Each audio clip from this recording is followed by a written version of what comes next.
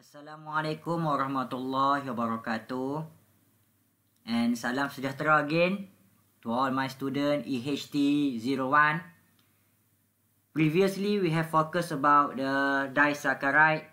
We mentioned about how the alpha glucose and another alpha glucose join together by the process of condensation by formation of alpha-1,4 glycosidic bond to form the maltose.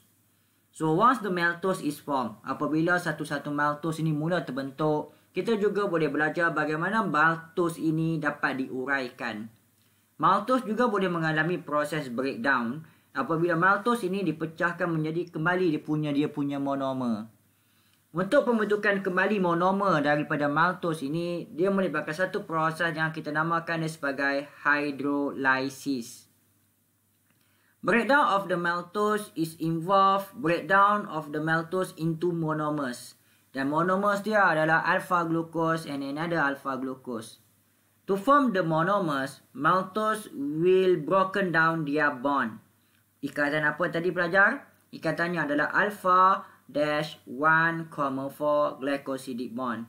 Dan kalau tadi kita mention tentang proses condensation, maka untuk proses breakdown of maltose, dia melibatkan proses hydrolysis. Hydrolysis, pemecahan menggunakan air.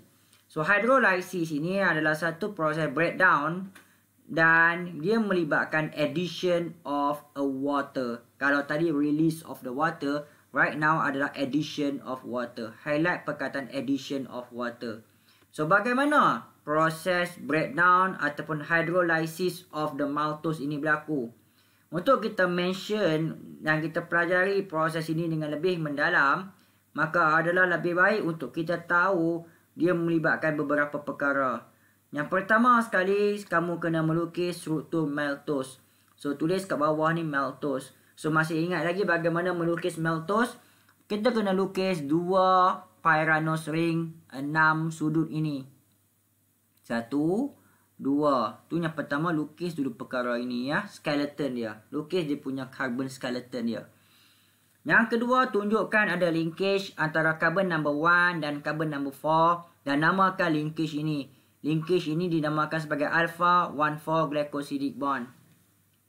Lengkapkan hydroxyl group. Fokus kepada hydroxyl group pada carbon number 1, OH di bawah. Carbon number 2, OH di bawah. Carbon number 3, OH di atas. Carbon number 4, OH dah digunakan. Carbon number 5, OH tiada. Lengkapkan juga OH di sini. Carbon number 1, OH digunakan. Carbon number 2, OH di bawah. Carbon number 3, OH di atas. Carbon number 4, OH di bawah. Untuk carbon number 6, CH2OH, CH2OH. Dan lengkapkan yang lain dengan hydrogen atom.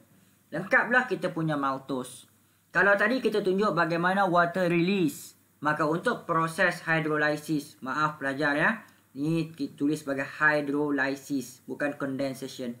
Potong, tulis ini hydrolysis. Untuk proses hydrolysis, kita ketunjuk bagaimana air digunakan.